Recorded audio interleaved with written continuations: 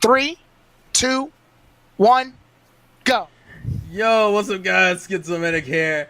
Some of you might be surprised. Where's the Pokemon 10 review? Movie 10 review. It's coming. We haven't decided if we're gonna do Master Mirage or Master Pokemon yet because nobody wants to fucking do it. But that's a whole nother issue. But we figured we'd do this anyway because I know some people know, or at least some of the older fans would know, that me and Tyrone have varying opinions on Dawn, which are her movies we're about to touch. It's like what, the next 4, 5 films, I think. Next 4 films. And so I thought this might be a good kind of setup video. And I was able to catch an elusive Pokemon that you guys haven't seen for a while. This shit, I don't know how I did this. I didn't have a Master Ball, but I found like a lure or something, like a gut rod. I think it works. Polly, say hi. Hello. Good to be here. Some people are like, well, how did you do this? We haven't seen her since movie 6. I said, I know. It's been weird. I actually felt bad because in movie 9, there was a Politoed in Poliwhirl at the beginning of the film. And and the first thing I was like, she's not going to be here to review the film. A rare Polly appeared. Polly fled. You should... Honestly, I have like probably a list of like episodes where I know that they're in there, and I screenshot them. Track down the Poliwhirls. Yeah. It's like, I feel like the happiest day is when Misty caught a Poliwag, and it was like we've made it. So you just love Pokemon Adventures manga because Red starter Pokemon is Poliwhirl. Well, that's the yes. Yes, probably so. Tyrone is here. Hello, everybody. Tyrone the God 3 here. He always puts on his damn official voice, and I feel like I haven't tried hard enough. Damn it. So, the basis of this video is actually pretty simple. We're going to talk about Dawn for an extended period of time. Me and Tyrone are playing Bad Cop, and Poliwhirl will have the halo over her head because she's playing Good Cop. This will be I guess, for those of y'all who are subscribed to my channel watching his video, which you should subscribe to his channel as well, obviously. This will be my Dawn 3 video. Yeah, but see, because I made a Dawn 1 and a Dawn 2, the mature version. So what is it? Is that implying? Is that implying that the third film went to a different owner because it's on my channel now? Yeah, I lost the rights to Dawn. I copyrighted that shit after the second one. I saw how much money he was making over there. I couldn't have that. All right, guys, he bought us out. But yeah, go ahead, Terrell. Okay, so it's kind of weird because the topic's literally on one character. I guess the best way we should start this off is general opinions. I know, and I'll let Polly go first because if you're a fan of my channel or Tyrone's, you probably heard us talk about it to an extent. You may not have heard anything from Polly. So just give your general opinions on Dawn, and we'll probably get into specifics afterwards. Okay. Yeah. So, I love Dawn. She and Misty are probably up there. I don't really have like a Pokegirl that is like my main girl, my favorite character, but I'd say if I had to choose, Dawn and Misty are equally my favorite Pokegirls. I always liked how optimistic she was. I actually love her team. Her team is probably one of my favorites out of all the companions. There's stuff I want to, but I feel like I should probably get into it later. I like that she was also, she followed May in this sort of regard where she was kind of an equal to Ash. And this is, even though this is the second time that happened, it really, I don't know how to word this. It kind of fell flat with Iris and Serena. I didn't understand. I thought that we were getting this place of having 2 main protagonists. But I'm glad that Dawn was included in that because I felt like she really did have certain arcs that she went through, and especially after the Wallace Cup, which I guess we'll get into later because that's kind of the turning point of where she had all these losses with her contests, and then she really started working hard and started winning, and she got better, and really connected with her Pokemon a lot. So those are kind of my opinions. Okay. I think Tyrone would probably do a good job sufficing for me and his base opinions because, as I said, the further we get into this, the more we'll end up talking about it anyway. Tyrone, you want to go over some base reasons why you don't like Dawn? Yeah. I'll go into it. So I'll give a brief plot. I'll give a brief summary You of Dawn already first. sound Because annoyed. That's what kills me. no, see the thing is, okay, so obviously this is after the advanced series. We go into Pokemon Diamond and Pearl to represent the Diamond and Pearl games that came out. We get Dawn, who wants to be a Pokemon coordinator, and obviously it's familiar territory because it's right after May, which I don't have a problem with that. I don't have a problem with female companions wanting the same goal, especially considering the fact that contests are sort of parallel to battles, at least to a certain point. It gave both the male and female protagonists something to do. That's fine. I don't have a problem with Dawn copying May, but it does give her a strike because it already at the gate puts Dawn on expectation levels that May has already accomplished. And May went far. May went from not liking Pokemon to becoming top 4 in Kanto's Grand Festival, which is quite a ways. She's even able to defeat her rival, which is Drew. And she grows on later, to continue her journey being a top coordinator. Fine, said, done, whatever. Then we get introduced to Dawn. Now, the problem that I have with Dawn kind of spans with the start of her whole journey, and it's the fact that she has to be this novice when she gets Piplup. Now, obviously, Piplup's her first Pokemon. She's never really had a contest or a battle or anything of that sort. But for someone whose mother is a coordinator, an experienced coordinator, Dawn does not come off to me as someone who is even remotely familiar with the contest scene. I mean, for Christ's sake, Ash had to sort of clue her in. No, yes, Ash had to sort of clue her in on the catching of Baneri. And then at that point, it was just sort of, well, we've reached this level where we got to play this game where the girl is new to Pokemon and Ash has got to pick her up and she's got to go through all of this where her mother was already a skilled coordinator.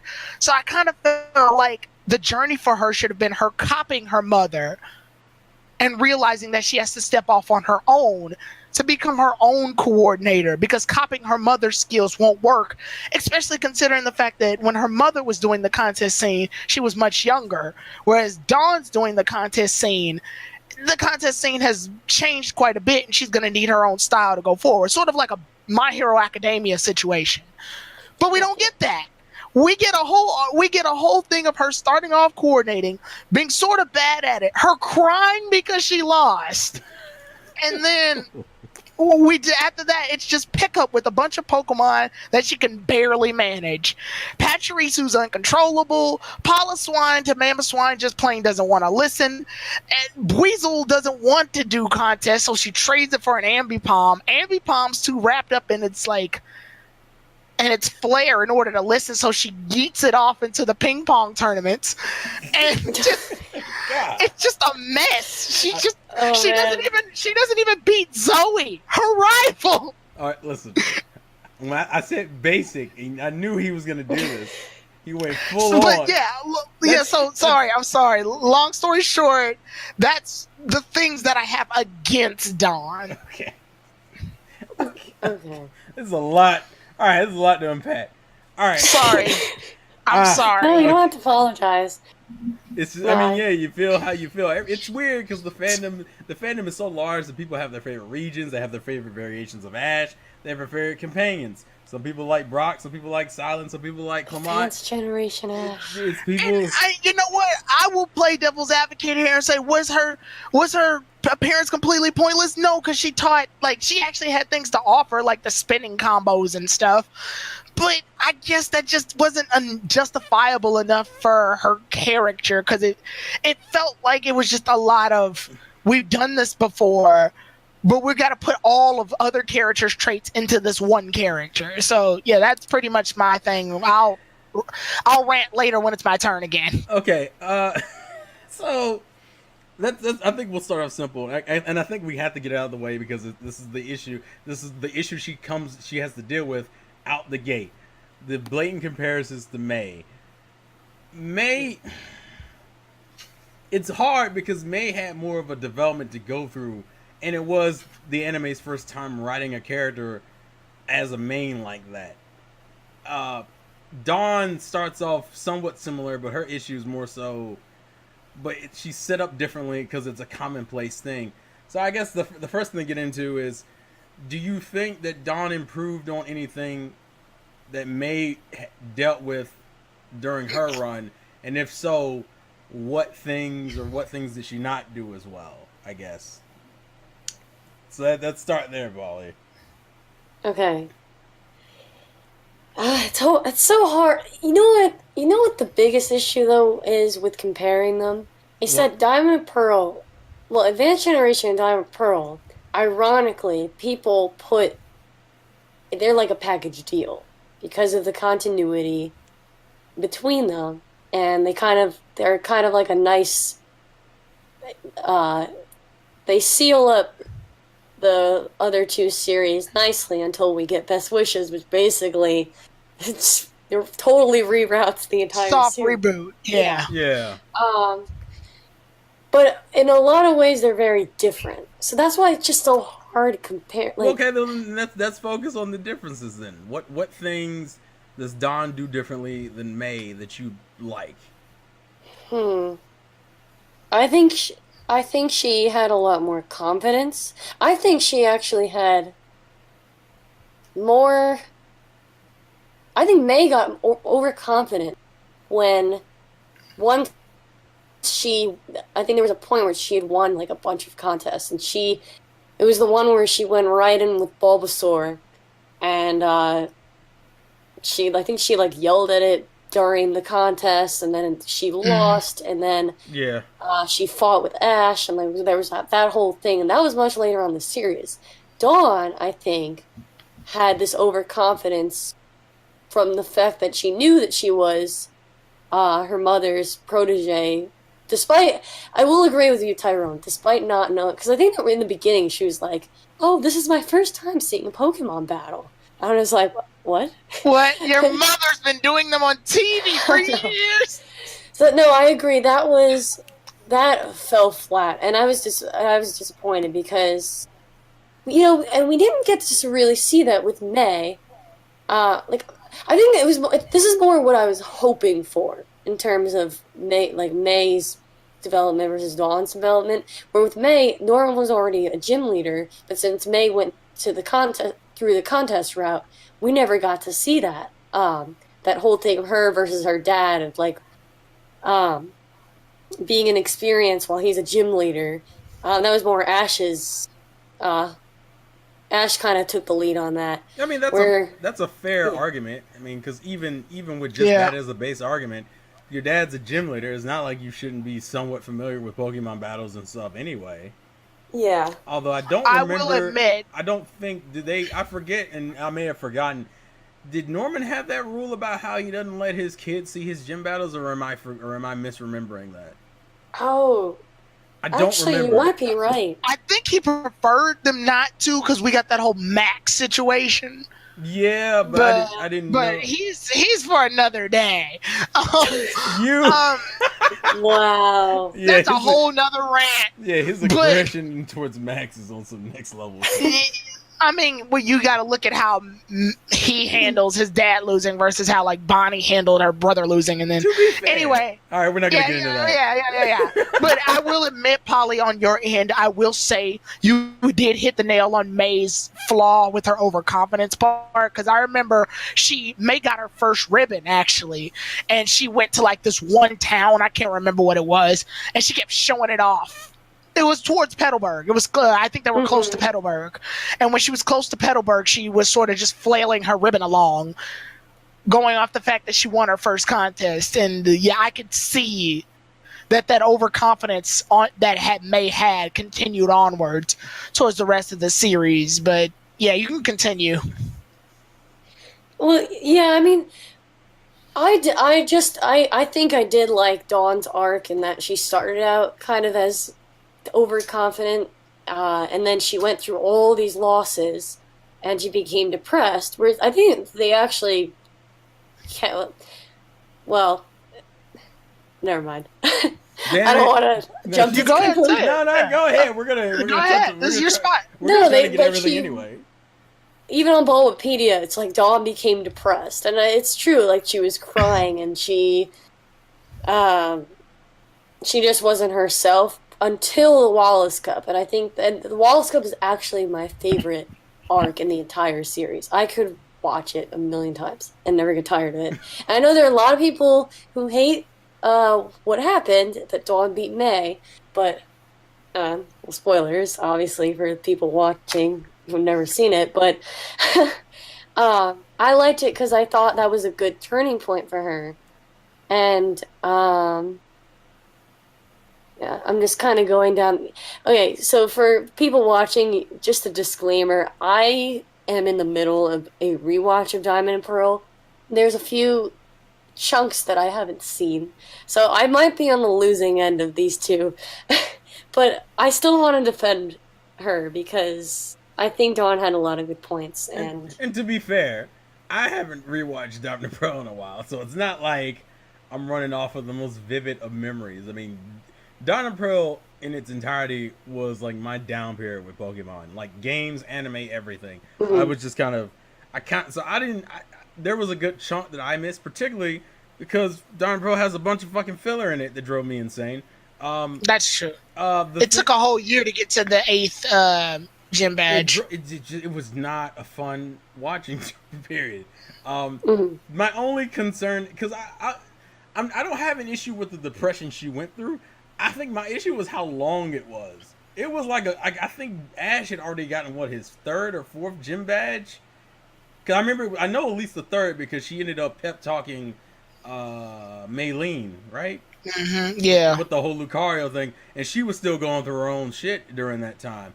Like, Yeah, and I think my issue was it took so long, and then of course it ended with the Wallace Cup, which boiled down to her beating May, which of course, as my fandom would say, was bullshit because because May's better than that. How dare you? That's a biased thing, but I also just think May was a more experienced trainer, so it made no sense that a girl coming out of depression was. I get the idea they were going for that when Dawn's focused and on her game, she can be just as threatening as any high level uh, uh, contest. Coordinator. Yeah, coordinator. I'm Yeah. sorry, I couldn't think of the word. I get the idea they were going for. I just don't feel like it was really fair to throw her at May like that. I think at the same time she had lost so much, they were like, we gotta let her win at the end of this, but we can't. Honestly, it was a lose-lose situation. May was good enough that you knew she was going to end up in the finals. Writing May into the story unfortunately doomed May. Yeah, as far yeah. as that fight is concerned, yeah. I Right, as think far as that fight. I think they could have done a little bit like it would have been cool if they showed that May had maybe a struggle with, and this is something I've always wanted to see, um, with competing in super contests for the first time.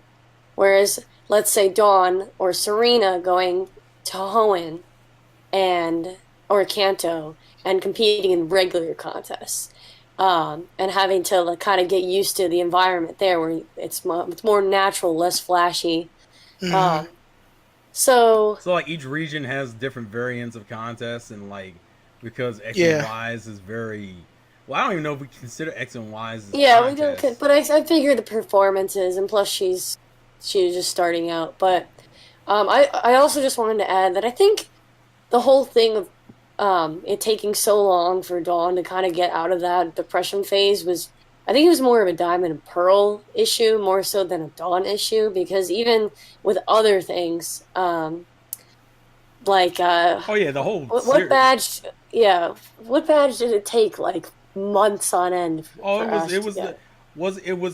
it was the eighth gym, but wasn't was it? Am I also thinking of Fantina, Fantine, yeah, where they Yeah. like they passed their city once, but they didn't Hard fight. home, yeah. They didn't fight her because I think they went to go fight Crash or Wake, That was dumb. And then the second time they come back, and I don't even think she's at the gym, or it was something. It was I something think what happened, yeah, because they had to replicate the platinum.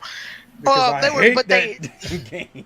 yeah, they replicated platinum, but they also had to replicate the fact that in Diamond and Pearl, it takes an extremely long time to get to Fantina, which is why in platinum they reversed the order in which the gems are fought. So you fight Fantina when you hit Heart Home. Yeah, like Oh. and that's a fair statement that it's a Diamond and Pearl issue. But it doesn't Right. really change the watching experience, I think, unfortunately. I think that's the big issue. It's like, yeah, I can recognize that it probably is just Diamond and Pearl in general, having annoying long gaps of nothing going on. Or not really nothing, but Right. like no real progress being made. Because it wasn't just with Dawn. It's just that it, to me, ended up hurting her. Because it was like, now I gotta watch like I forget how many episodes it was. It was a long stretch of episodes. It was a large bulk. It was a long stretch of episode where I'm just watching Dawn depressed in the background, and I'm just like, I don't care. It's also ironic considering her catchphrase is "not to worry," or "no need to worry." I'm sorry. Right. Yeah. And it's just like, Yeah. And I think what was it? She won her first. It was in her first contest or her first two contests. She won. I think she won her first. I know she won her first one, and then that's where the cockiness came from. And then she got punished hard, and then that's when the depression hit. Because she lost like 2 contests in a row. It just kind of just soured my experience on her. It almost felt like we didn't get to know her character that much before she was depressed. Because she won her first contest, and then like it was like her second or third contest afterwards, the depression hits, and it kind of took me out of the enjoyment of her. The depression hits. I don't know. Yeah, I mean that's when the depression hits. I feel like there needs to be a meme where we take a picture of Dawn crying. This is what happens. Relatable. Everything changed when the Fire Nation attacked. No.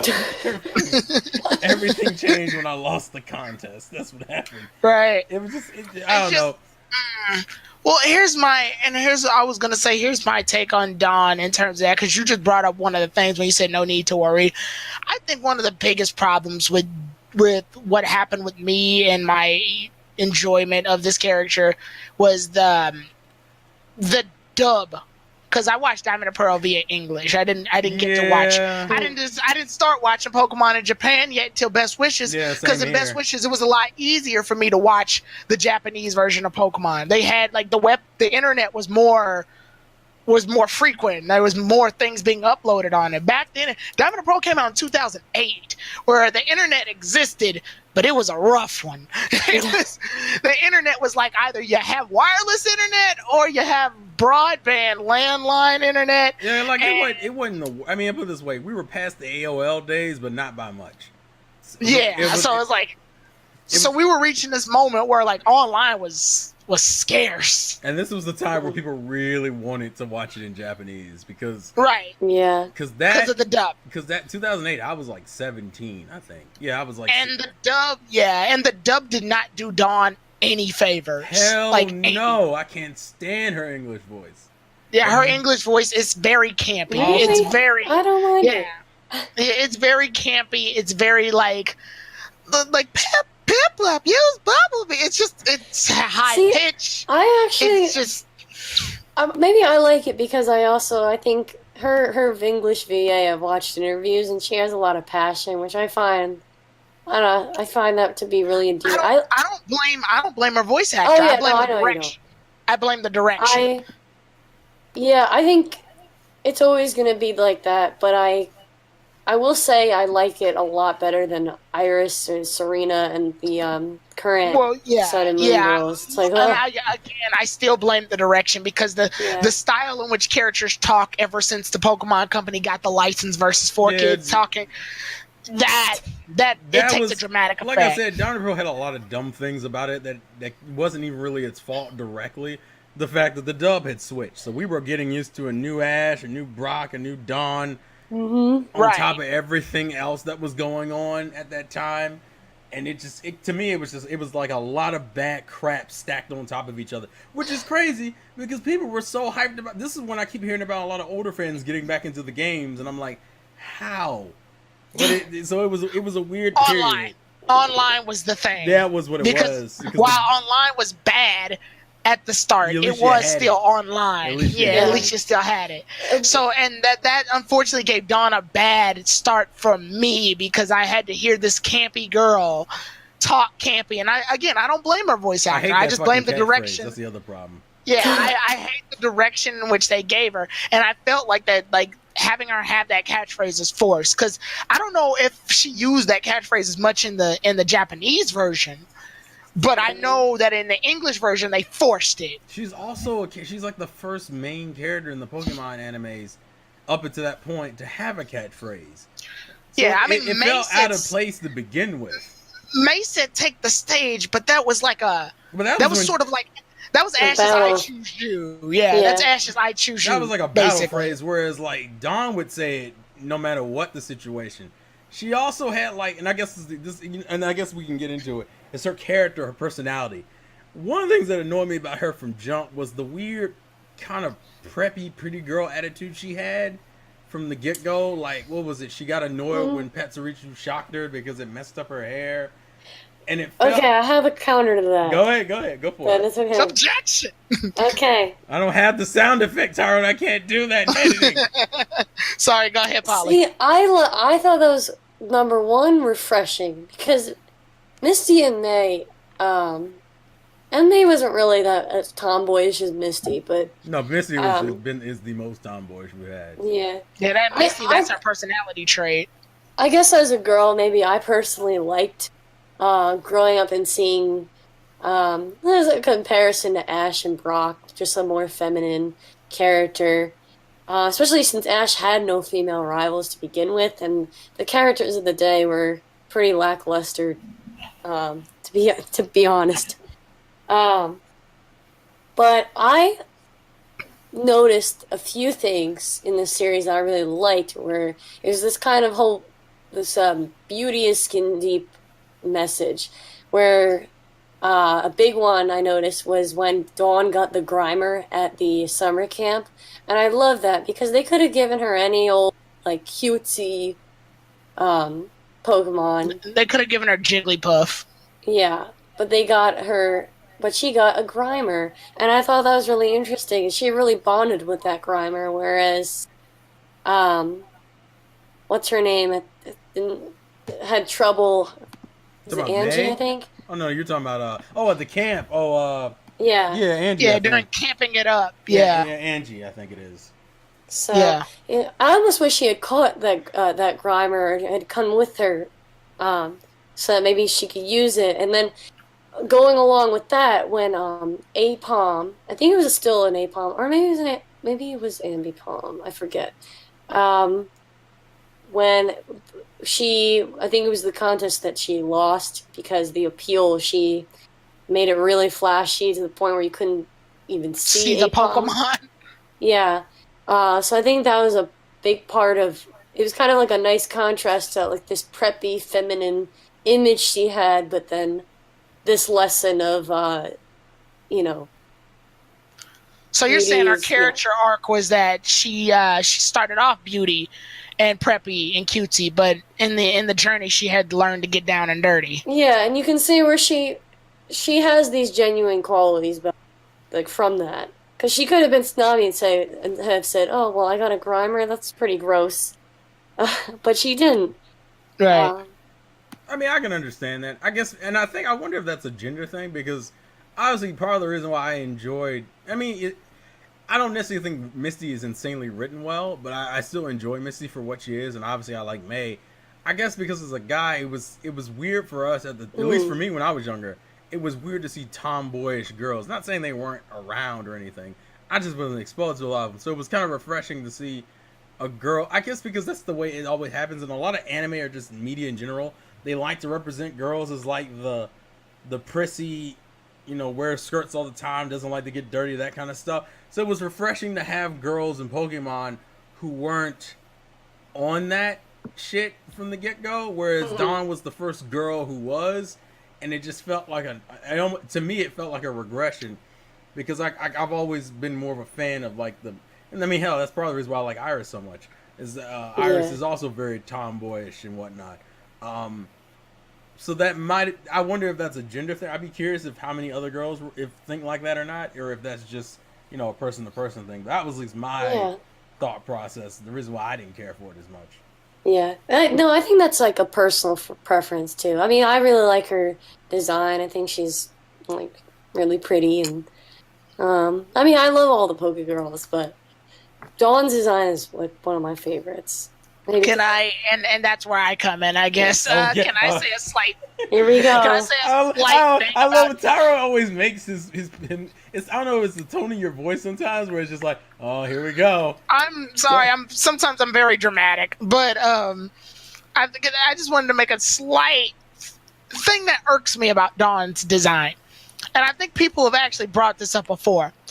What weather is she dressed for exactly?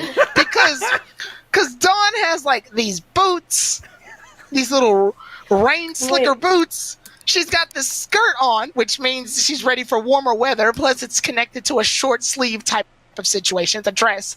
But then she's got the scarf and the scully, and it's a lot. It's just a lot for me to really like prepare for. To be fair, it is an inconsistent design. But to be fair, it also fits Dawn's very fashionistas. Did you ever? I had to show you. Oh god! Oh yeah, the pants from the Learning League. Oh, my goodness. Yeah, they gave her pants because of the Learning League thing, right? Because they didn't want to expose kids to dim legs, but it's just I don't know. It's just I don't know. Dawn's design has always bugged me because it's like I think because Dawn's design is, and then like I said, it fits with what Paulie was saying before. She was very fashion heavy. I think what made it more interesting is if she kind of went through a change somewhat like Serena did, where her design changed when her character changed. It would have been a nice correlation. Yeah. But that's kind of that's fan wishing. Or if she had changed as like the weather. I know Best Wishes is the thing that kind of did the whole season situation, but it would have been cool for her to in the hotter areas wear slimmer clothes, and then the winter areas go into that platinum outfit that she had. They had the jacket, right? They did the coat for platinum. They did the platinum stuff. She has the jacket. She has the outfit because of platinum. So I said there was no point in not using it. But right, like I feel like they could have given her a spring outfit, a summer outfit, a winter outfit, and a fall outfit. Because she would be the character who would have those kind of outfits. Right, like I feel like Dawn would do that. So it just baffles me. To be fair, as a fan, I wish they would do that for the whole cast in general. Personally, yeah, that would have been cool. But it baffles me that they had to throw in all of these different weather conditions on her outfits, and just that's the thing. And obviously, she changed a lot during her actual contest. Because that's when she really switched dresses, but that was probably that was kind of the appeal of contests anyway, just to see some of the characters in different outfits. I like that. Just to get some variety. And that's the weird part too. Is like I feel like her Pokemon have become more interesting than her in that sense. Like Baneri, Dawn's Baneri when you see it because it's wearing the little orange dress thingy. Yeah. Well, the other thing, I guess that actually that's a good transition. We can do team comparisons and how each of them had to deal with the development of each of their teams because that kind of delves into their characters too. Yeah, because I think the biggest problem I have with Dawn's is that Dawn's team is kind of, I don't want to say uninteresting, but they weren't really engaging. Like Baneri's gimmick is that she has a crush on Pikachu. Piplup's kind of. I love that shit. I mean, to be fair, it's cute. I'm not denying it's cute, but it's also not interesting that means Baneri's development is entirely based on Pikachu saying yes or no to it, or even acknowledging it. And Baneri didn't have anything outside of that. That was my issue. Her Pachirisu's probably the more interesting one that she has because it's kind of a wild child. And in some ways, I look at it as a precursor to Emolga. I was just gonna say it's a prototype Emolga. That's what it reminds me a lot of. But I actually like Emolga and Best Wishes, and Pachirisu didn't really get on my nerves. So annoyed about Ambipom. The dumbest shit. It was because it's low-key disrespectful. Because Ambipom was like one of the biggest connecting threads from AG to DP too, which that pissed me off. I guess to be fair, we probably should address Bleezel before getting into Ambipom Oh, because yes. that is technically the one she caught. I'm so angry at this. Part of me. All right, so here's my thing. I like the concept of them trading Pokemon, but I think Bleezel was a more interesting idea on Dawn's team because he was so different from like what she had caught up to that point. Because he was definitely like the tough guy, kind of the hard knuck, and compared to the Baneri and Pachirisu she had in Piplup, it kind of offset the cuteness to me. And then you trade it and you give me Ambipom, who doesn't have the same kind of feel to it. And honestly, Ambipom didn't feel that different when Dawn had it anyway. So I don't know. It just, and then of course I'm missing, was it Togekiss and Mamoswine? Yeah. Mamoswine, my biggest issue with the whole Mamoswine situation is that essentially it was just like, oh, we're gonna have someone that's like Charizard for this gen. Here you go. And it didn't really feel that different of a story. I think that, and to be fair, I think that's more of an issue with Pokemon reusing stories. I think Best Wishes had a similar problem where it's like, oh, we got to give you a Pokemon you can't control. Like Iris had, what was it? Iris had Escadrille and Dragonite. Yeah, it had two Pokemon had the same thing, and I was like, Yeah. it's just not interesting anymore because I've seen it too many times. See, I think that felt more like a Moga, too. Charizard Say story what? because, oh no, No, go ahead. the only thing is that I didn't mind it as much for Mamoswine because this is the first time it was used in a contest setting, whereas May didn't really have that issue. With Iris, I was annoyed because it was the same thing as Charizard, where she was just a regular trainer. I'm just like, this again. Yeah, Iris's whole team had that problem though. But the reason that worked well with me and Iris is because I knew we were because gonna her go into whole this. I feel like her whole we're gonna shift her whole focus from team- May and Dawn to Iris and Dawn. well, yeah, because her whole team was like that. Emolga would use Volt Switch even though Iris didn't want her to. Togekiss. I'm switching back and forth between her Pokemon. Okay, so Emolga would use Volt Switch. Escadrille just wouldn't listen for a while, and then Dragonite wouldn't listen. But that made it all the more better when you see her towards the end in the Dragon Village actually controlling her whole team I think to hold down Hydreigon. And now I'm gonna bring it up because I like Iris a lot. Iris's whole theme was that Iris was full of shit. I mean, that was kind of the running. Right. That was her major problem in the beginning. Because in the beginning, she used to talk down to Ash. The one thing I hate is that she never stopped saying the little kid thing to Ash. That's what drove me nuts. But like her whole arc in Best Wishes is that she starts off with this weird overconfidence, but she really, in the beginning of Best Wishes, is a worse trainer than Ash is at that point in time. And the entirety of Best Wishes is her getting to the level of like competence. So when she hits the Dragon Village, you feel like, yes, she has finally. That's why the Dragon stuff hit me so hard, because I was like, she worked her ass off that whole saga to become good. And when she got up there and she was taught, and the whole thing with Drayden, when we learned her back. I love Dawn. I mean, I love Iris. I feel like that was a full culmination, but that's also. Part of me thinks I'm a little biased, but at the same time, I think that's a genuine transition. I guess it bothered me with Dawn because I already had a bunch of things about Dawn I didn't care for, so it kind of was just like another thing on the tick box. And then I guess the other Pokemon we need to address is probably Togekiss, who... Yeah, I was just going to say, with me and the Dawn situation, Mamoswine disobeying her, Pachirisu didn't disobey her, but it was chaotic. It was already, so we had already established that Dawn has one Pokemon that's a little off the rails. She's got Piplup and Baneri, which are perfectly obedient. But then you got this little, like, zippity Pachirisu that's all over the place. But once we got the Mamoswine disobeying her, I was just like, okay, they're doing a similar thing to Charizard, which now that I look at it, Dawn has a lot of similarities to Ash, but that goes into another problem that I'll discuss in a minute. And then we got Togekiss. And Togekiss was like doing whatever it wants to too, but at that point I was already over it because Mamoswine had already did that. So we don't need another saga of her trying to pin down Togekiss. I actually didn't like Togekiss. I don't think anyone because Togekiss. I think it came so late too. It was so late. It was so late, and it was around the time they got rid of Ambipom. So you were like, "Yep, I was bitter." That was a terrible trade-off. It was And then, like I terrible. said, the Ambipom. Can I touch on the Ambipom for a second? Because No, go ahead, Yeah. because I feel like we're gonna dwell on that anyway. I feel like Ambipom's trade away was probably low key disrespectful because Ambipom No, ain't no being low on key. It Dawn's is team. disrespectful. Fuck the low key. Yeah, Ambipom being on Dawn's team was the connection that she had with Ash. They shared a Pokemon. It was the first time ever that two main characters decided to trade their Pokemon.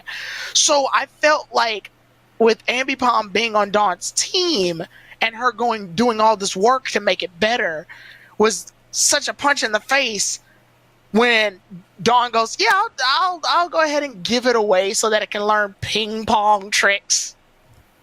Yeah, And I'm like, I feel like if what? it was, I think it was on top of everything else. It was the reason why it got sent away that made it so much worse. Because if it had been like a legit thing, because the ping pong thing, it was like introduced in an episode, and then boom, we're done with it by Ambipom. It just, I I feel know. like if Ambipom had went away to perfect its contest moves and then came back during the Grand Festival, that would have been a better use of yeah, Ambipom. I guess that's the other thing. If it had returned like they do with Ash's Pokemon for the league, I probably would have been a little bit more. I probably could have dealt with it a little bit better. And we didn't even talk about her Cyndaquil. Poor Cyndaquil.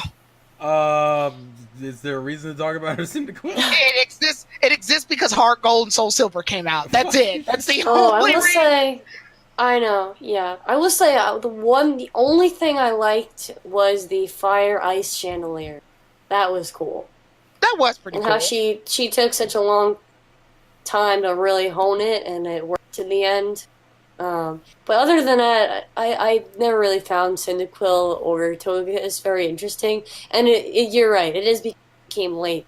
Whereas May, it's like, actually, I had this issue with May too.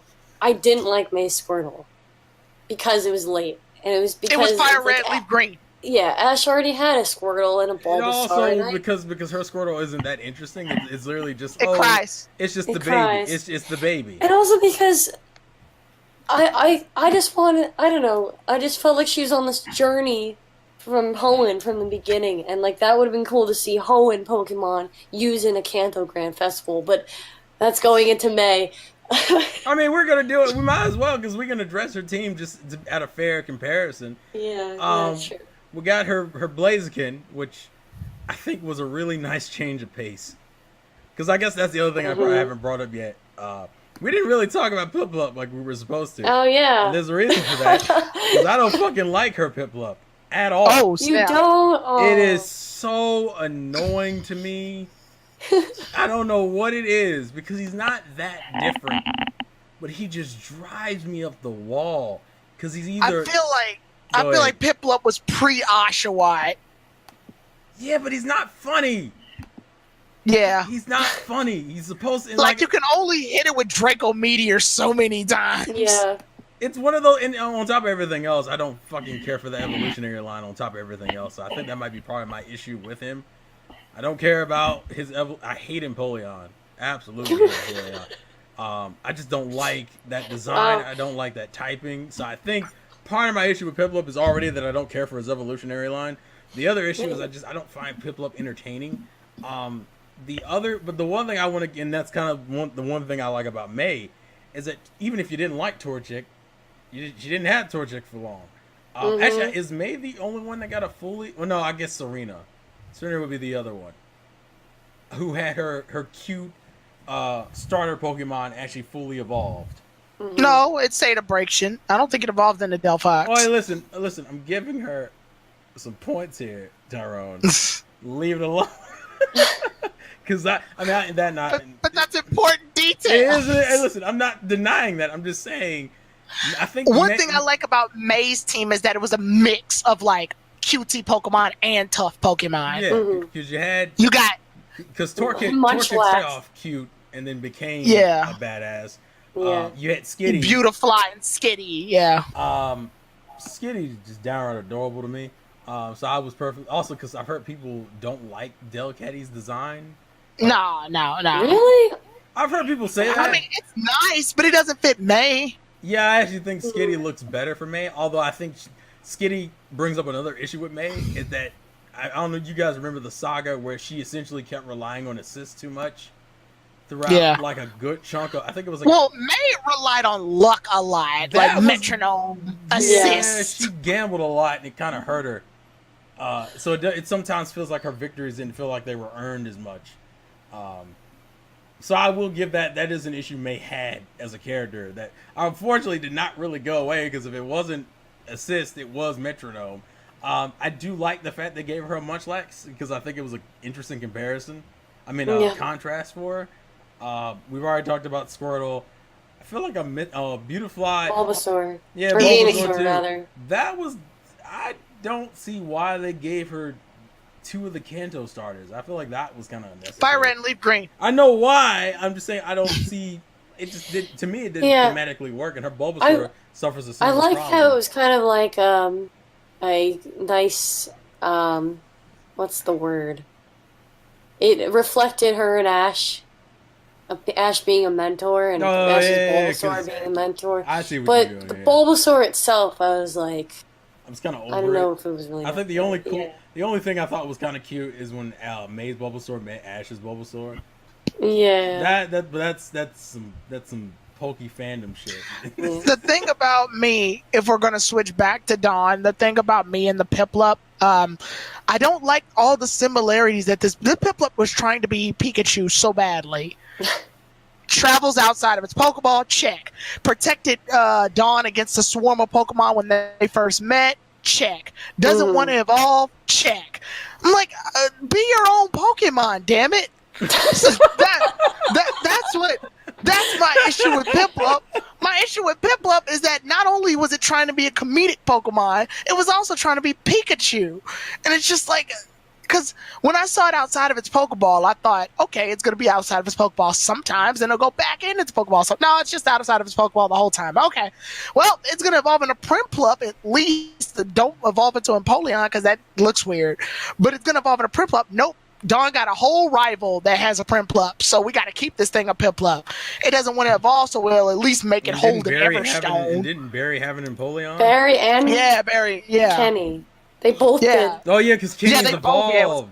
That's you got ambushed with that line. Yeah. I was just gonna say a lot of Dawn's rivalries come strictly from her childhood, a childhood that we don't really get to see. I think so. It's just like. Go ahead. So it's just like all these rivals come out of the woodworks because of Dawn's childhood. It just. I don't know, it bugged me. It was better when she had a natural rival like Nando. I loved Ursula, but I just wish Ursula had come in a little bit earlier, and I almost kind of wish Ursula was the main rival just because she was so mean. Where it's like her and Zoe, and it's like, and like a lot of people actually ship Dawn and Zoe, and I see why, just because of... Oh, yeah, and, I feel like the anime wouldn't even try. I think the anime was literally made for those fans, because it was like... Yeah. They're and to be fair... And Zoe's a very lesbianist character. Hey, chill out. I mean... I can actually say, That's Pokemon being progressive, goddammit. That's what that is.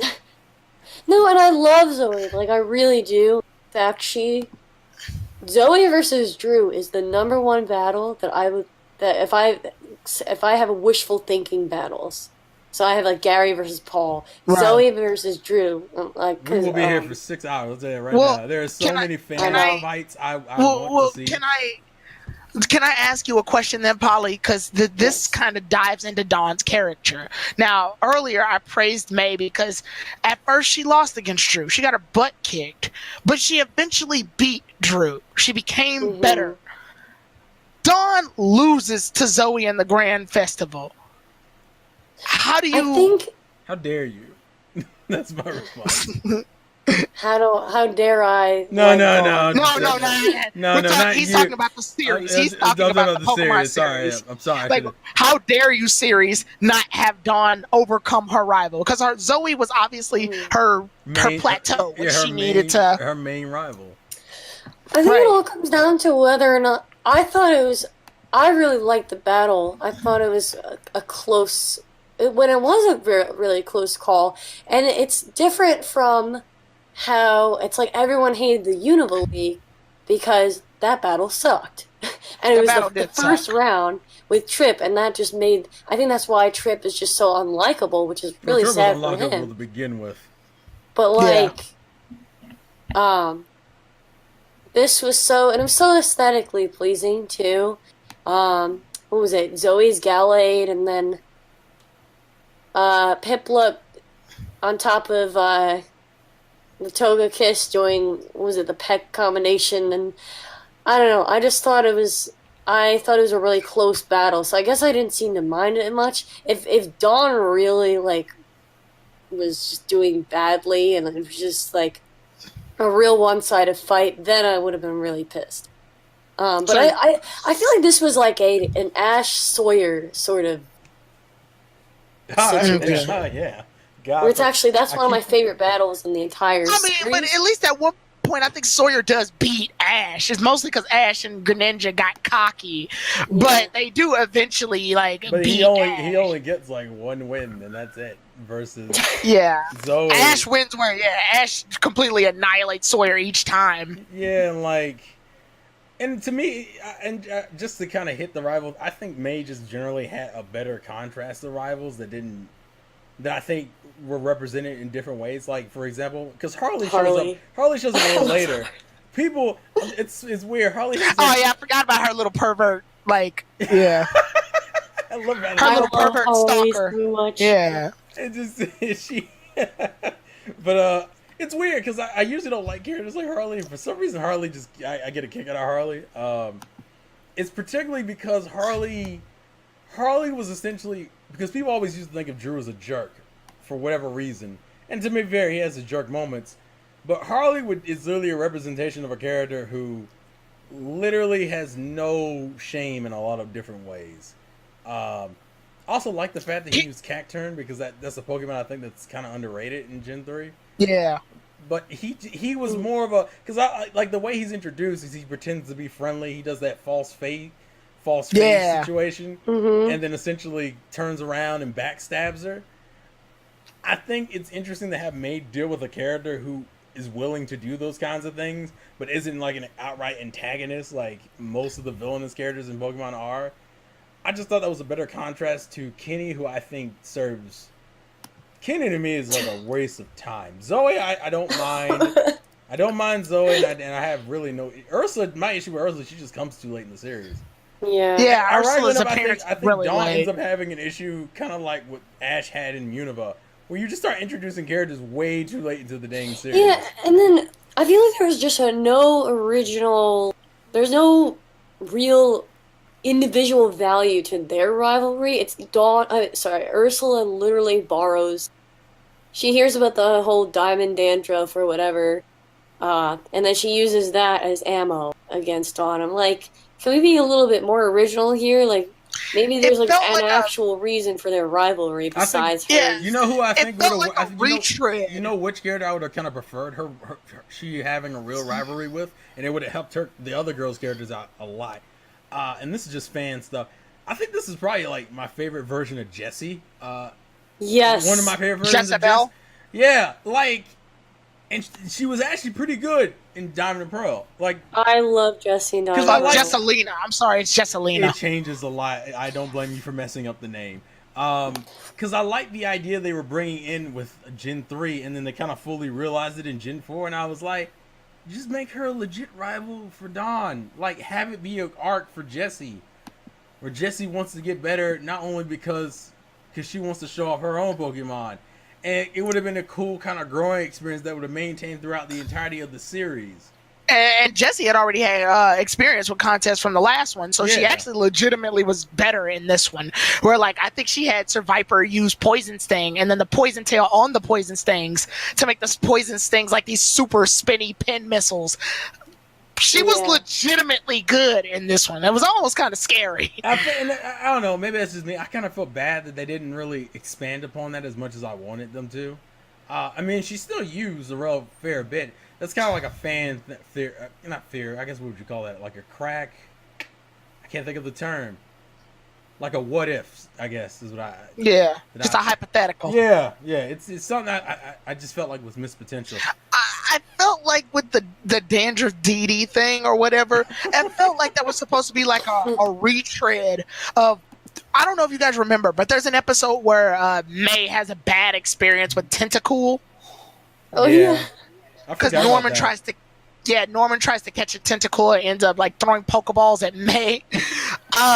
And when that slips through the cracks, when Max talks about it to Harley, he exposes that weakness, which slows May down. And I feel like they tried to. Yeah, and right, and I feel like they tried to do that again in Diamond and Pearl, and it just came off weird because I don't even feel like it slowed Dawn down. I think it was just a slight inconvenience. It didn't hinder her progress. And I guess that might be one of the other, and I think we've already kind of alluded and mentioned it a few times, that part of Diamond and Pearl, Dawn's issue, I don't know why I said it like that, Dawn's issue in Diamond and Pearl is the fact that we had already seen some of the tropes from Gen 3 with May. Because although they are different, they also have similarities. And I'm not saying everything they did was redundant, but there are some chunks where it's just kind of like, it feels like a retread and it kind of takes away from the moment. And to be fair, for someone who only watched Diamond and Pearl or watched Diamond and Pearl first, you wouldn't have those issues. Mm-hmm. Right. But I want to say this too is like, now as far as like, I don't like Dawn. I've made that very clear. I don't like this character, but does that mean she had potential to not be to not be better? Absolutely not. When I see Dawn, I do see that there's potential in her. When like with the whole her mother thing, which I think her mother does kind of contribute to her journey as I remember there's one moment of Dawn I really do like. Dawn calls her mother to tell her about the contest, and her mother's like, you don't have to call home every time something happens. I don't know. That just felt real to me. That just makes you like, I feel like that's more of you liking Dawn's mom more than No, like I'm saying I'm saying I like that because it did tell Dawn something. It helped her character arc a little bit because she realized that she didn't have to go to her mom every time something did happen. Like that was a moment of growth for her that I actually legitimately do like. But I don't see any other levels after that. I feel like Dawn more or less is the same trainer going in as she is going out. With the exception of, I caught a few more Pokemon and I know a few more tactics. And I make Pokemon spin, which she brought up a lot. God, I can't. It was one of those things that was cool in the moment. Yeah, like when Ash copied it, I was like, yeah. It's a cool concept and I like it. But it was so much of a focus of Good night, kids. Hold on a second. These are the moments we cut out in post-production, folks. We're experiencing technical. No, the problem is I can cut out the sequence. I wonder if it's still going to show her icon with the mute symbol on it when I finish doing the editing. We'll see what happens. I'm gonna try to get creative, folks. We'll see what happens. Right. Okay, sorry. It's fine. My grandparents made an appearance. It's fine. It's okay. More than likely, I'm gonna cut it out anyway, so the people won't know about it. So hi, grandparent. No, Taro, we're cutting this out. We're not going to put this unless I care to put bloopers in it. I don't know. That's okay. You can. I don't know if people care about watching bloopers for an hour-long podcast. We'll see. No, I was just going to finish my point. The spinning thing, I like the idea of it, but it becomes such an integral part of the damn saga. I kind of got sick of it. Like, if he had changed tactics a bit, and this is kind of, I don't want to go too far into this because it gets into my issue with Ash in this gen, although I think this is one of his better gens, but the spinning, I was so sick of by the time we got to the league, only because it was used so much through the whole arc, but that's just me. I'm good. Sorry. That's actually, I wish I could comment on that, but that's actually the one thing I haven't seen yet. I don't know how they got to that point. I just know that it was used. later on. Oh, it's used to death. You don't stop seeing it. Right, Yeah. which is definitely weird because I remember Dawn, when she still had Weasel, wanted to make a combo out of Weasel's ice beam attack, but it just ended up freezing itself. Then Ash got the Weasel and he wound up using the damn combo, which made me wonder, what the hell are you doing, Dawn? You're a coordinator. You're supposed to be good at this shit. Yeah, just the general gist of it is that Dawn was using the spin first, and then that's what gave Ash the idea to start using it in his fighting style, which I think he uses, and this is when he fights Paul. Spoiler, he loses to Paul every time until the League. I think the League is the only time he beats him. Yeah, the League's the only time he beats him. And the spin is used pretty much the moment he learns, he gets the idea to use it, he uses it in every main fight. And it just got jarring. It's bad because I like the Paul and Ash arc, but God, I wish he had switched strategies at some point, or at least was that the counter shield thing, or is that something? That's a slight variation of it. Yeah, the counter shield, like when Chimchar does the spin on the ground, it makes that giant fiery whip everywhere. Okay. Yeah, it's a variation of it because I think Don wasn't using it in the same way. Yeah, I feel the viewers are probably like, they've seen more than I have. To be fair, I don't know how many people go. Well, I say this, and then I'll be proven wrong in the comments. I was like, I don't know how many people go back and rewatch Diamond and Pearl like that. But I've been proven wrong before in the comments, so maybe I should just shut my mouth. It's gonna be a journey for me, but I do. It's, I don't know. It's an adventure. I feel like Diamond and Pearl are a hot mess that either you hate or you love. Piece. Yeah, surprisingly, I feel like me and Tyron are more on the losing side because most people I hear talk about Diamond and Pearl talk very positively about Diamond and Pearl. well, usually when I hear people talk positive about Diamond and Pearl, I hear that they like the League of Diamond and Pearl, though. Because the League, I will admit, is like one of the best leagues. Oh, I will admit it's a good league. that it's a good league. They But you can look at what I'm saying, look at what all you got to go through to get to the League, though. It's such a drag. It's such a drag. I think. Well, that also. I feel like there's just pros and cons of it. Like, for example, when we were talking about Jesse before. Yeah. And I know this is going on a tangent, but I mean, we're gonna do it anyway. It's fine. It's just like Diamond Pearl Jesse is, and Team Rocket in general is one of my. I thought they had a great role in it, but at the same time, the filler really sucked with them. Yeah, see, but the episodes that focused on them were great, especially the one where James went ahead and Jesse was sick and he participated in the contest for her and he won, or they brought back Jezebel, or the one with the Metagross, which actually a lot of people who ship Jesse and James say that's one of the best moments, where they're like, if there's if we don't make it, like we die here and there's like an afterlife, let's meet again there. And like that was one of the best. I don't know, that was a really great moment. Didn't they have a Jesse episode that was basically the Bye Bye Butterfree but with duck stocks Yes, instead? yeah, that one too. Yeah, there were a lot of great episodes, but when you look at the whole of it, it's just like, but it's like it's like finding the diamond in the rough. No pun intended. I know that's ironic considering the region. Diamond and Pearl. Yeah. Thanks, Sarah. I was trying to avoid it. I couldn't do it. It's fine. But it's one of those. It's one of those things where it's like every 50 episodes I get like one really good Team Rocket episode, and I'm like, was it worth the 50 episodes? No, it was probably like worth like 5, and that was about it. If I went 5 episodes and got to it, cool. 50, yeah, I don't care so much. It's part of the reason why actually I like I think I like when Jesse and James give up Arbok and Weezing, and then that episode in Hoenn was one of my favorites for them. Yeah, that was good because it was a really heartfelt episode. I did want to touch on this a little bit because I remember you mentioning it in passing. How do you feel about Iris, Polly? Out of curiosity. She's not my favorite, but I don't. It's not that I don't like her. But, yeah. I feel like I don't. Oh yeah, I feel like I don't know much about. I just hated the. I don't know.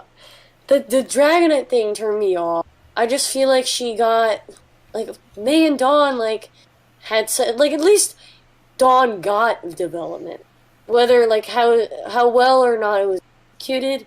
Like she was on par with Ash. I felt like Iris and Silent, were they fell into this Brock and Misty sort of role again. Well, I mean, that's... not. I would say not so much with Silent though, because Silent was proving to be competent long after his gym battles. I wouldn't even say Iris to an extent, because and to be fair, I guess we need to address this.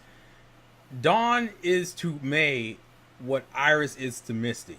It's obviously they were trying to carry the spirit of Misty with Black and White, just with Iris. Actually, in some cases, I would say with Brock too.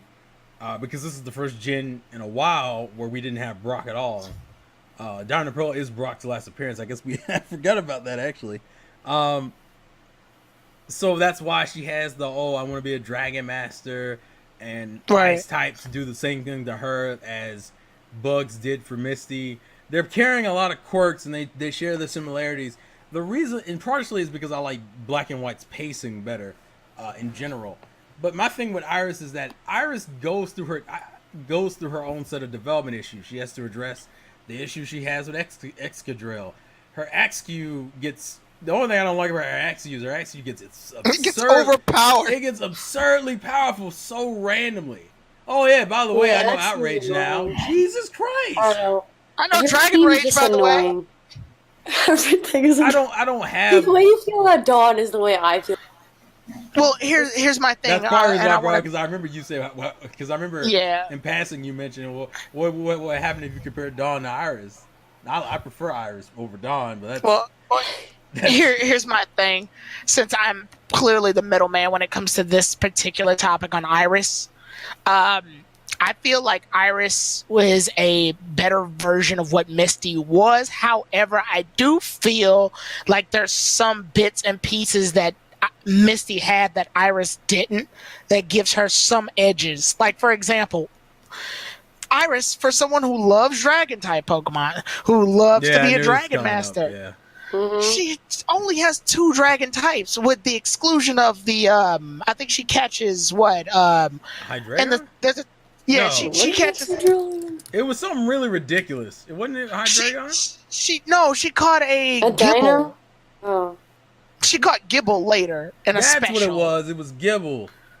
She caught a Gibble later in the special. Oh, so she only in the special she got it. Yes, up to this point she only has 3 Dragon Pokemon, 2 of which are at their lowest stages. The rest are just Pokemon that are there. The Excadrill and Dragonite are just Excadrill and Emolga are just there. They have nothing to do with Dragon types or anything. Misty, give her as much crap as you want, at least is consistent. Yeah. But the only Pokemon that's not being a water type was her Togepi. And to be fair, I think she suffers the same issues I think Dawn suffers in some aspects. Because Misty and May were first, when Iris and Dawn do things that are somewhat similar, it doesn't hit as hard because it's like, well, I've already seen it before. So it kind of takes away from it. The only reason why I say I personally like Iris better is because I feel like Iris's arc was way more consistent, and her rivals, and I think everything that she was doing aided in that development. Like, her rivals pushed her. The fact that her rival had a bear tick. I keep fucking up her Japanese and English name. It's Langley in Japanese. Langley. And I think it's Georgia in English. I like Langley better, so I just forced myself to learn. I'm from Georgia. That's why I like Georgia. Really? Yeah. See, now I know. I for some reason I thought you were from Florida. Hey, look, it's fine. You were literally 8 state off. I think we would still give you an A- in the class. Oh, so still on the East Coast. Okay. Yeah, it's literally Florida is the state under me. So technically, unlike some people, Richie. God damn. Dang, you're here. And Tyrone. Hey, well, I'm sorry. I live in Missouri. Yeah, to be fair, Taro, you have like one of the weirder states where it's like. Yeah, I'm in the central area. It's like, who the fuck talks about Missouri? And I'm just... I'm sorry. I feel like Paula's going to go through the same level of Richie's development, where Richie didn't talk, and then Paula didn't talk, and then when Richie started talking, he got reckless. So yeah, well, now here's my other thing. On the flip side of Misty and Iris's argument, while Misty was more consistent, this unfortunately hurts her because she already had a full set of Pokemon at her debut, but the Pokemon's debut episodes were usually only limited to, I'm here for the water thing. I'm done with the water thing. Goldine, I'm here to swim. I'm not going to show up a lot because there is no body of water. Bye-bye. Like it was a lot of that. Where at least we got to see Iris's Pokemon do stuff Also, because they weren't limited. A lot of Missy's Pokemon have like no development except for like it's the later I feel ones like that get Staryu, and then like Staryu was her only active Pokemon for real, and then when Psyduck showed up, that went out of the way. And I think that's another thing where it's just like OS versus best wishes, like the structure, at least, because if we didn't have would we have had those Iris, like those moments between Georgia and Iris if we didn't have all of the Club Explosion, whatever, Battle Club arcs? I did like the tournaments, yeah. I think it's a good way to show off a bunch of characters without actually having to go out of your way. Yeah. Whereas the original series, we only really had the World Cup, which focused on Misty. And that was pretty much it, aside from, like... To be fair, Misty's kind of a product of her time. Like, it's hard to blame her because it's like, well, you were the first region. You're the first Pokegirl. Of course, you're not going to get everything right on the first go. Yeah. So it's like you kind of have to lower your standards a bit because you recognize it. And that's part of the reason why, and I've said this before in other videos, the OG season will always have its love because it's the OG season and because it started a bunch of trends. OG season structurally isn't inherently interesting either. It just gets a lot of credit. It doesn't get as much flack because it's the OG season. Like, it's like you can't really be mean to it. Although I still think Ash is the absolute fucking worst. His gym arcs are so... Because he doesn't earn any of his badges legitimately. It's always through... Except for, like, Lieutenant Surge. Yeah, and it took him 2 tries to get that badge. Sabrina's badge was a joke. It's just... Sorry. This is why my very problematic crush on Advanced Generation Ash comes to play. No, to be fair, that's my favorite Ash. That's my favorite version of Ash. He's so mean, I love it. Basically, you have to understand something about me. I like mean characters. I like Burgundy, I like Harley, I like Paul. I like Ursula. So, basically, if a character is an asshole, I'm gonna stim. Which is weird because once we hit Diamond and Pearl, we get a dramatic decrease in assholes because apparently Pokemon's going in this direction where everybody's got to be nice to each other for some reason. Yeah, that's why I had a big problem with X and Y. Which, again, I feel like I really have to watch the next 2 series. Well, the next 3, Diamond Pearl, Best Wishes, and XY. I'm like, it's just chunks that I've seen or haven't seen. All I'm gonna say is Diamond Pearl is a drag. Best Wishes has good pacing up until the Chlora Islands, in which you need to just skip that whole fucking thing because that was a waste of time, and I hated myself. And no Burgundy. Oh, I hated that was the thing. They didn't use any of the rivals. There was no real progression.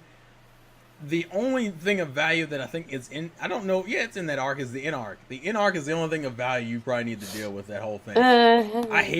I hated that whole experience. I was reviewing episodes, but you get to look forward to the episode in which Oak catches his Rotom, and that was, I forgot he had that. I know, I'm getting flashbacks. I don't even, it's like going back to war, and I still haven't even finished X and Y. I stopped before Ash fought the fairy type gym leader. So I like the XY series, but the XY series, my love for the XY series mostly spurs in its battles. Battles are really good. Gen 6 is also I think X and Y is the shonen version. Of Pokemon. It's a show. Yep. That Zygarde, that whole Zygarde plot. That was so good. That's my second favorite arc after the Wallace Cup. Yeah, I love that. And plus, I unfortunately have a bias for it because it's kind of what brought me to this community in the first place. Well, yeah, I associate you guys with X and Y, like all of you. Yeah, because I did reviews on it, and Terrell was not lying. Reviewing an entire series is not a laughing matter. That shit, it will knock you out. Especially because every Pokemon series is different. I could only imagine if I had started with Diamond and Pearl, I would have lost my fucking mind. Mm-hmm. But that's part of the reason why I like Best Wishes so much. I like Black and White so much because I like the games and I like the anime a lot. And that was the series I started reviewing the anime, and that's when I found the community. I told Tyrone, and Tyrone thought he needed to ask me permission to fucking review X and Y. He didn't, but he asked me anyway. I wasn't asking it like that. I was saying you think it'd be all right as a suggestion. Like I don't you think hold I that kind should of power, do it. Tyrone. I wasn't. No, I was saying you. Do you think I should? I was asking as a like. Do you think as a YouTuber should I give this a shot? I wasn't being like I need your approval in order to even touch the Pokemon anime series. Yeah, it wasn't like But it did come out as like a because I know your response was you didn't need to ask me, but go ahead. I was fine. like it did come off like I was asking him. Listen, we are now off the damn rails at this This point. video's not done, right? Yeah, Well, I was basically, gonna stop. say, did we want to talk about Dawn and Ash? Dawn's relationship. I guess we need to do that. Yeah, we need to do that. There's two ways we can talk about this. It's unlike the Serena situation where there's only one way we can talk about that. Let's talk about it in the way that most people watch the show. About her very similar personality traits to Ash and this kind of, not rivalry, but kind of like this really strong friendship, I guess? Yeah, they got the high five thing going Yeah, for like they have this really strong friendship thing going on. And just your thoughts on that. It didn't bother me. I know it bothers some people, and this is where I get defensive because people say that this was the most stale trio. Because Brock didn't really do much, and Dawn and Ash had more of a friendship rather than. But I feel like, does it always have to be that way, where value is placed on whether or not, like how often, a group of friends argues or banters with each other? I mean, I'm trying to think if I even agree with that sentiment. If they're the stale well, trio. different people are gonna have different relationships, and this goes far beyond Pokemon. I want to say, Polly, is like the way people like. I know Terrell, like in the end of the day, Terrell will flat out give me crap on Pokemon Crystal, but in the end of the day, I know he's still my friend no matter what. Yeah. But if another friend of mine started doing that, it would be so weird because our relationship doesn't go off of him giving me crap. It would go off of him, our love for, I don't know, My Hero Academia or something. Like different friends, you get different friends react in different ways. Your bond with somebody could be different with someone else. Right. The way you are friends with one person necessarily isn't the same way you're friends with another. Like, oh yeah, I'm used to him picking on me because that's how our bond works. Whereas, like, I guess I don't expect Ash to be in a Misty him arguing match every time he gets a female traveler companion. That and also because you're dealing with a different type of Ash. Ash is pretty different between the first 4 regions. So it's not even like if you were dealing with Gen 1 Ash, it's not the same thing as dealing with Gen 4 Ash. Yeah. So his reactions to dealing with things with Dawn is different because it's a different Ash. I don't necessarily view it as a bad thing, though. Yeah, me either, and that's why I get annoyed.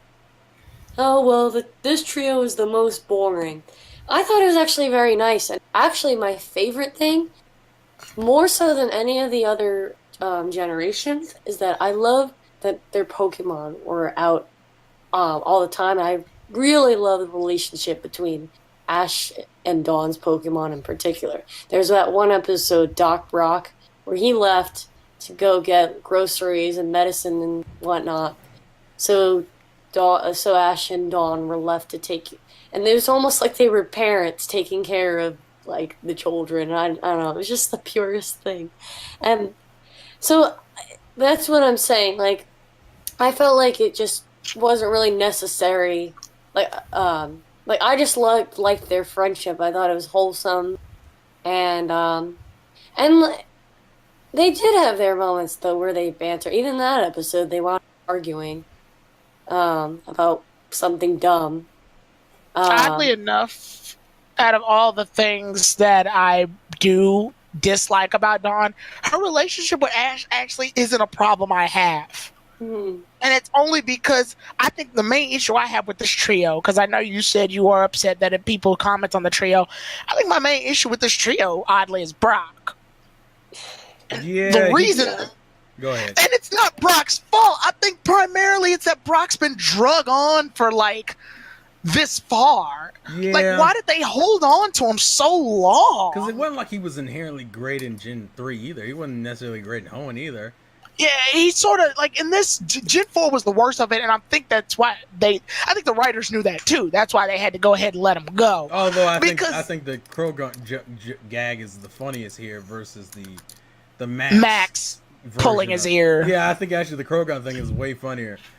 It's just that's literally the base of his character here. He just doesn't work. I think we just needed a different type of dynamic. At this point, Brock faded into the background. Yeah. He even mentions it on screen. Like, I remember the movie, we'll discuss it during the actual movie, but I remember there's a movie where Brock goes, I'm sensing a pattern here, because he's being left behind constantly. Isn't that the Dark Ride film he says that in? I think it's the Giratina film. Okay. Yeah, so my issue isn't even with Dawn in that aspect. It's mostly with Brock. I think my issue with the trio, if there ever was one, was just mostly because, like, with Brock falling into the background, I will say I have witnessed some moments where Dawn gets into it with Ash. Like, I know there's a moment where Ash is about to look inside this tent and Dawn sort of snaps on him because her hair isn't ready yet. Mm-hmm. So yeah, that makes sense. Yeah, that's early Dawn, so it makes sense. It just, I don't know, like, I think when you got... Do you want to know why I think they think it's stale and what the issue is? It's a redundancy issue. They're so alike, it takes away from the dynamic. Yeah. And it's not really Dawn's fault. It's more so Brock doesn't serve the third pillar role he's supposed to because they don't really use him. And I don't think his character works for that anymore. And Dawn was so like Ash, it just felt like you had two Ashes on screen and one of them was just close. Yeah, and I think it's also an Ash issue because at least that's why I like his advanced persona because like that one episode where he and May just went at it because he was so, I don't know, he's just such a jerk. And I'm not saying like Ash, because he's not usually like that. I mean, he's kind-hearted most of the time, but it's like Diamond and Pearl, I feel like we lost those moments. So I almost felt like he was similar to Dawn rather than her being similar to him. I guess it's because, and I think this might have something to do with the Paul arc, is that they wanted to push the idea that Ash was more of the kinder, friendlier trainer versus Paul's very hard and kind of on the nose trainer. Yeah. Whereas in Hoenn, he's kind of more like Paul, where he's more of a hard on the nose, not as bad as Paul, but he's closer to that mindset in Hoenn. So it's almost in a way, it's like you nerf Ash or you change Ash to fit better with his story with Paul, but Dawn's already kind of in that same little realm. So it's like, oh, you got two bodies in the same realm. Well, we can't really do anything about it, and it's not like we have a third character here, right? So we'll just leave it as it is. And I think that's kind of the problem. They just left it as it is and didn't, because what they should have done is they should have put Brock more into the forefront to make up for that similarity, to kind of add some contrast. But Brock isn't dynamic of a character, which is part of the reason why I think Solon is the way he is. Solon is so extravagant because that allows more variation in the interactions. Although, I mean, I love Solon, so I appreciate that for him. But Brock, I think, couldn't ever hit that because Brock is ridiculous, but only in very specific instances. Here's what. And this is how you tell that this is a good discussion we're having, is when progression goes throughout people in terms of how they view things. Here's the one thing I will say for Dawn in terms of her character, and I feel like how it could have gotten so much better. They tried their hardest to make Dawn, like what Terrell said, an Ash clone. She has a lot of things similar to Ash. I mean, all the various things. I feel that if Dawn had I feel because they gave her all the necessary keys to be a main character, but they forgot to make her the main character. So they didn't give her the car. Right. I feel like if Dawn had her own spin-off or her own show in Pokemon, and where she occasionally crosses roads with Ash sometimes, and she was her own character, I feel like she would have gotten much better. Because there's a lot of times where I felt like Dawn fell into the background of Ash. Why? Because Ash has priority over every female traveling companion. Because when the minute you look on screen, you're going to be looking for Ash. You're not going to be looking for Dawn. Even when May was introduced, the show starts off with May in the advanced series with her and her whole "I don't like Pokemon" thing, and then it immediately jumps to Ash in a stupid Pikachu situation, where that running Pikachu joke drove me for the nuts. 15th Wait, time. where is Pikachu? You know what I'm saying? Pikachu for the 15th time can't control its electricity, so it's hurting Ash. Stand that. It was such an annoying running thing they used in that was in Gen 3, 4, and I don't think they did it in 5. Oh, it was in 5. Yeah, Best Wishes. Reshiram. Yeah, I forgot about Reshiram. Well, it got controlled by I think you're thinking Chorus. Zekrom. I think you're thinking Zekrom. Yeah, I think it was... Zekrom is the... Well, Zekrom overloaded it, but I know Chloris controlled Pikachu and it kept shocking Ash. No, we're talking about the beginning. Not... You're talking about something later with Chloris. I'm talking about like the very beginning of Best Wishes. Yeah, you're talking about when Pikachu got shut down. Yeah. It's just a different problem based around the same concept. Pikachu's electricity is somehow out of whack. Either he has too much or he has too little, and it just gets. It was an unnecessary ongoing thing. That lasted way too long for its own good. I feel like if Dawn had her own series, then the show would have focused on her a lot more, and she could have had more time to shine and get somewhere. Tyrone, so what are you saying? You want a Pokemon Chronicles 2? Is that what you're saying? Yes, please. Oh God! Oh, the Chronicles. I've been wanting one for years. It kind of annoys me that they had to make a whole series because the show refuses to take this screen off of Ash for a second. Well, because I don't think it worked that well because it wasn't as consistent as it should have been. I love the Chronicles.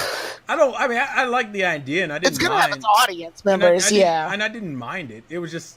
I wish what they would just do, and it's something I was thinking X and Y was going to do, is have it, because they did this thing with Serena, where Serena wasn't with them for a while. And I was thinking maybe that would be more interesting to have these shifts between certain characters where they kind of split off for a while. Like, even Clement left for a little while, because he's like, I want to get to the gym first to prepare for our battle. And he was gone. I didn't know that Serena wasn't with them. Say what? Serena wasn't with Yeah, for like the first 6 episodes. Right. She was... You're right. Yeah, the very beginning, because I thought you meant like a different part. No. Serena's was at the very beginning, and Clement was like right before his gym battle with Ash. Right. He disappeared for a little while. That's actually, it's always the middle of this. This is when the rage comes through. I know, it really is. And everyone, it's like these moments where everyone will pick out like, oh yeah, remember when that happened? And it's always in like the very, I don't know. Some of them I've been consistent with. I was like, Pokemon has weird pacing. And depending on the region, you get really weird pacing. I think the worst thing that Pokemon needs to stop doing is adding in last minute shit at the end of its season. Because because they've done that. They did that. They did that in Hoenn when Ash didn't have a rival the majority of Hoenn. And then they gave him like Tyson. 2. Yeah, they gave him 2 like at the league, and I'm like, that means they're gonna kick Ash in the face. Yeah. Yep. I like how. Yeah, if they introduce a rival at last minute, that means they're gonna kick Ash in the face. Which is actually, I think that's been pretty consistent. That happened in Gen 3. Kotetsu kicked Ash in the face. Yeah, it happened in Gen 5. And to me, Alan wasn't introduced late, but in the main series, he was introduced late. So, well, Alon, because originally Alon wasn't even going to go to the league. The only reason he went was because he wanted to fight Ash. I hate that whole plot point with him in X. Yeah.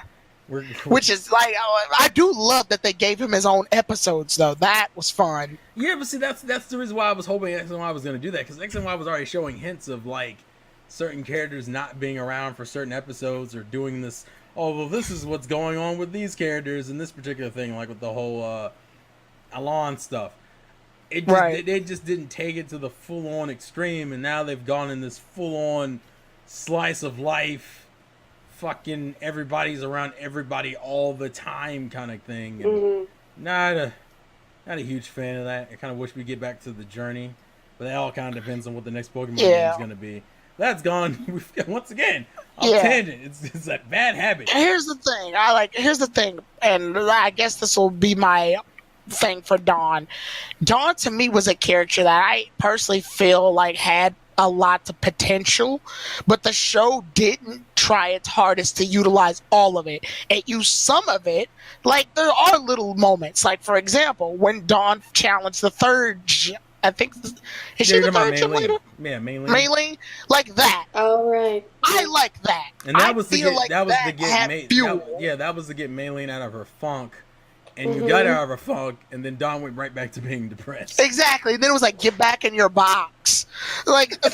Back in your Pokeball. Well, yeah. Oh God. So I feel like there's moments where Dawn has the potential to be a great character, but she always somehow found a way to shoot herself in the foot. Like, she got a great wide rival in Zoe. I'll admit, Zoe is a good rival because she not only went out of her way to teach Dawn, she also went out of her way to have her own character, so it wasn't reduced to just her teaching Dawn.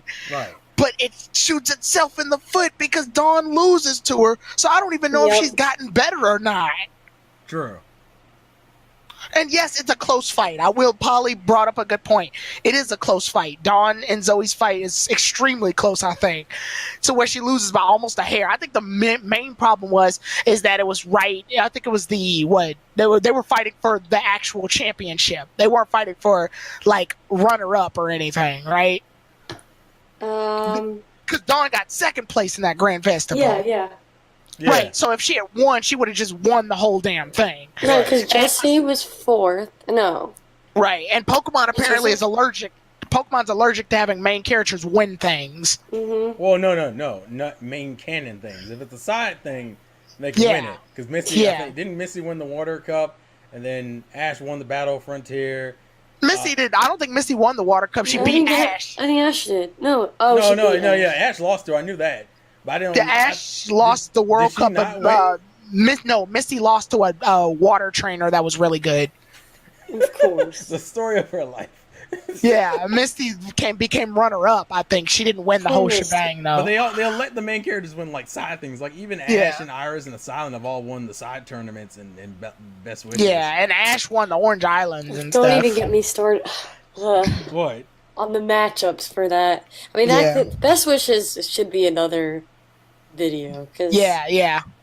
Actually, I wouldn't mind doing that because that's kind of like my home field. I feel like I'm back in my reviewing seat and shit. So I'm perfectly fine for that. Yeah.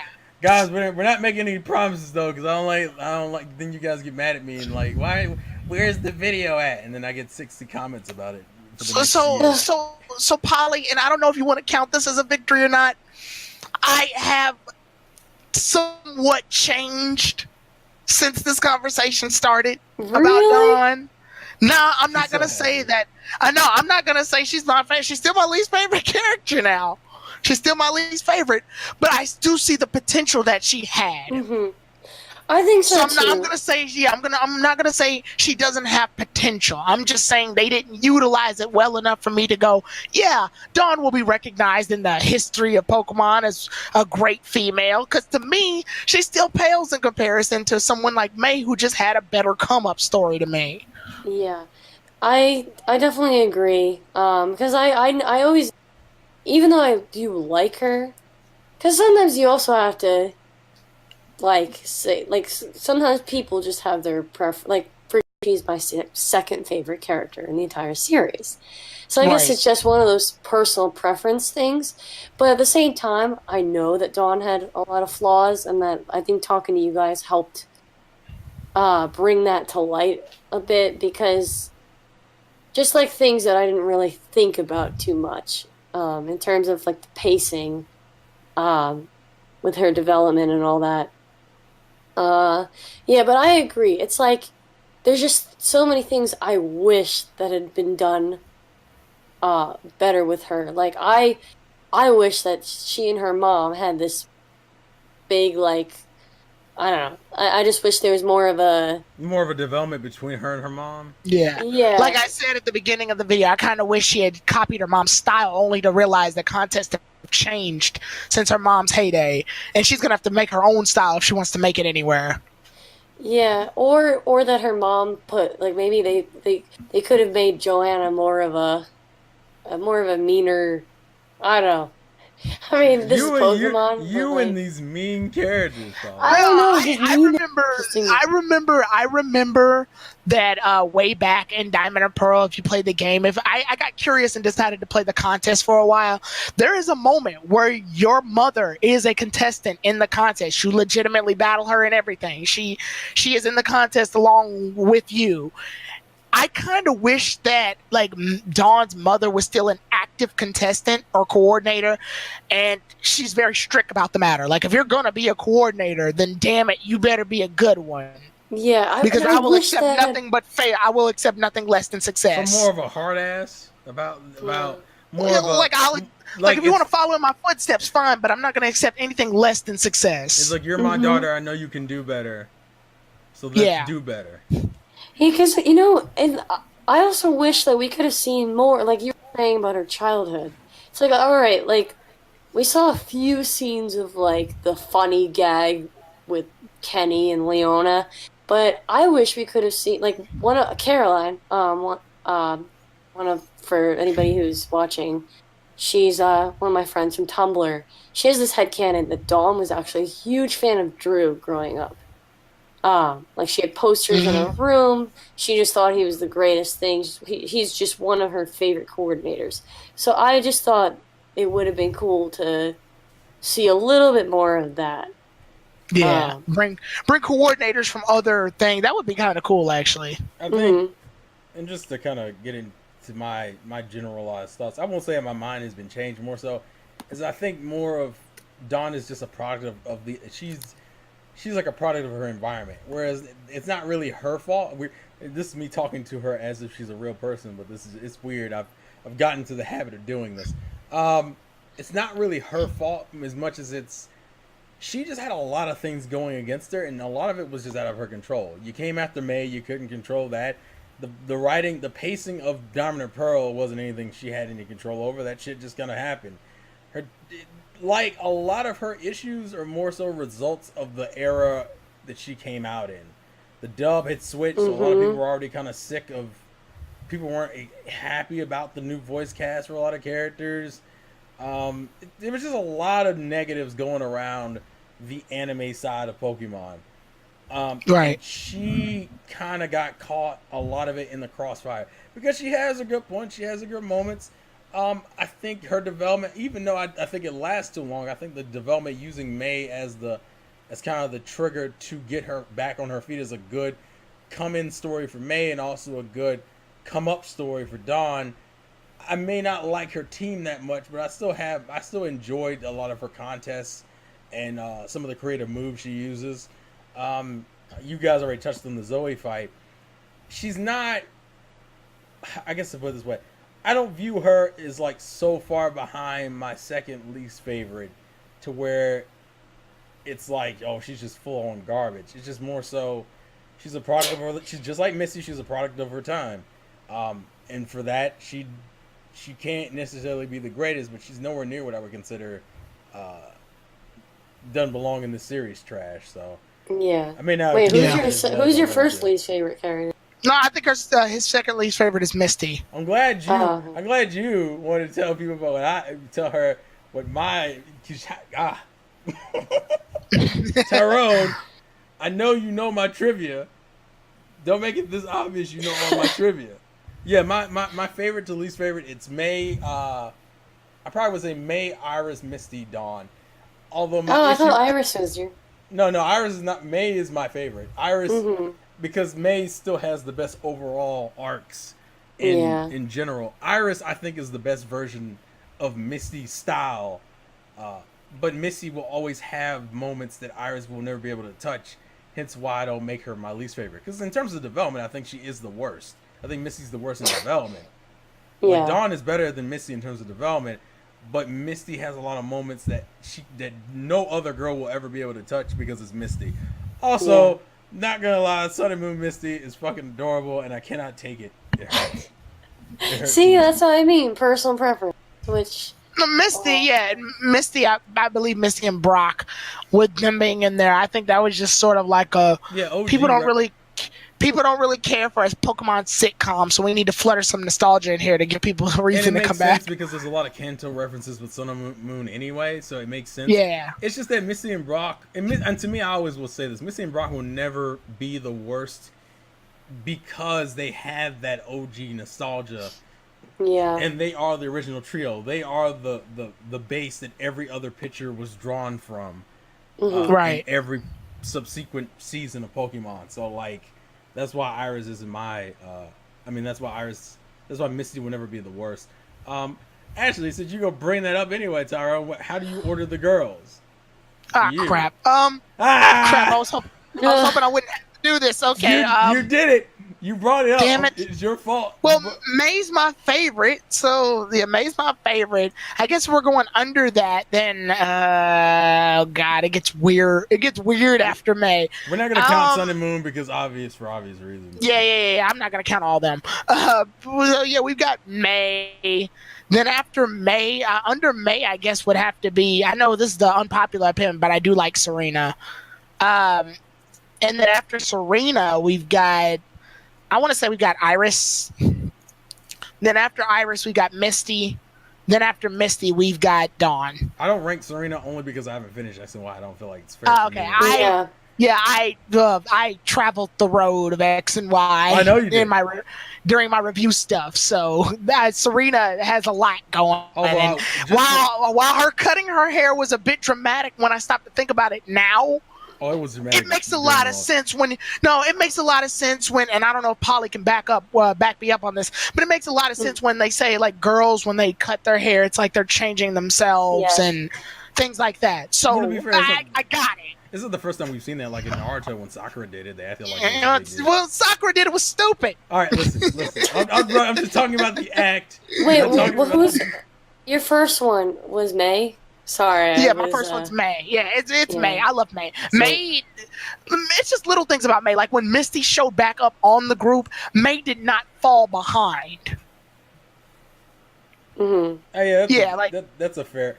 Because I will say this just for those who are curious, because the only thing I haven't, because I don't talk about Serena much because I don't feel like I have enough info. I mean, I watched that way up to near the 4th gym match in X and Y. I would say my views on Serena, as far as I did get, I'm still not super high on her. If I had to put her in the list, she probably would rank under Misty, in my opinion. She's right down there with Dawn for me. If I had to rank her as of that. I think we had a discussion about Serena at her low period, but she rose back up. Yeah, she rose. She rose back up to power much later. See, Serena's a little bit higher. Actually, Serena's the middle. Because what's your ranking? I always switch off between Misty. I don't know.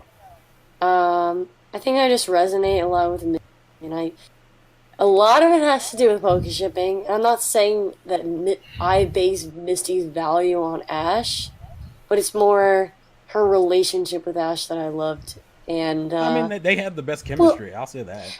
Also, see, I like the Chronicles because there were so many good Misty episodes, and she was just. I just feel like out of all of them, she's just her own person. Like we saw so many moments where she was even in other episodes too. There was one where it was in Johto. She rescued a Meryl, and then she was separate from Ash and Brock the whole episode. It was about her